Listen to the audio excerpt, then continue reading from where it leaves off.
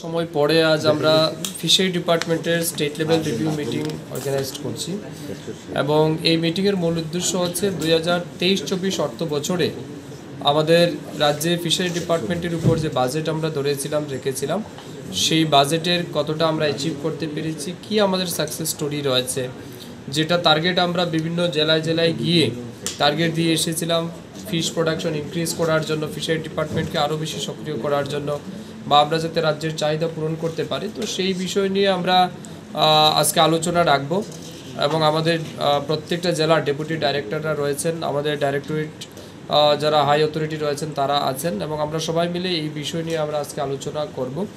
আলোচনার মূল উদ্দেশ্য হচ্ছে কি আমরা অ্যাচিভ করেছি, কি আমাদের সাকসেস স্টোরি রয়েছে, কোথাও আমাদের ফেলিওর রয়েছে কিনা না। তো এই সমস্ত বিষয় নিয়ে আলোচনা করে এই বছর যেটা চলতি বছর আমাদের 24-25, যদিও আমরা লোকসভা নির্বাচনের কারণে বা এমসিসির কারণে আমাদের অনেকটাই ডিলে হয়েছে এই বছরটা শুরু করতে, তবু আমরা মিশন মোডে কীভাবে পুরো বছরের টার্গেটটাকে আমরা অ্যাচিভ করতে পারি সেই বিষয় নিয়ে আজ আমরা আলোচনা রাখবো এবং টার্গেট ফিক্সড করে আগামী দিন রেসপেক্টিভ ডিস্ট্রিক্টকেও সেইভাবে টার্গেট ডিভাইড করে দেওয়া হবে। চাহিদার তুলনায় বর্তমানে যোগান কীরকম রয়েছে?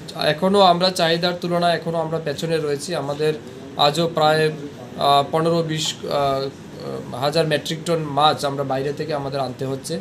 তো এটা আমাদের কাছে বিগ চ্যালেঞ্জ, কিন্তু সাথে সাথে আমাদের সফলতাও অনেকটা রয়েছে। যেমন এই 23-24 অর্থ বছরে আমরা একটা বড় স্কিম স্যাংশন করেছি, আপনাদেরকেও আমরা অবগত করেছিলাম, আমাদের ঊনকোটি জেলার 17 মিয়া হাওড় যেটা, তো এটার কাজ রিসেন্টলি শুরু হবে। এখান থেকেও আমরা একটা বড় কন্ট্রিবিউশন মানে ফিশ প্রোডাকশনের ক্ষেত্রে আমরা পাবো।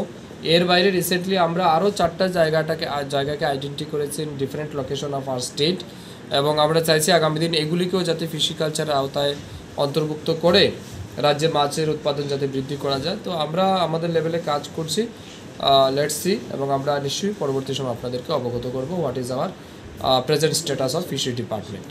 ওকে, থ্যাংক ইউ।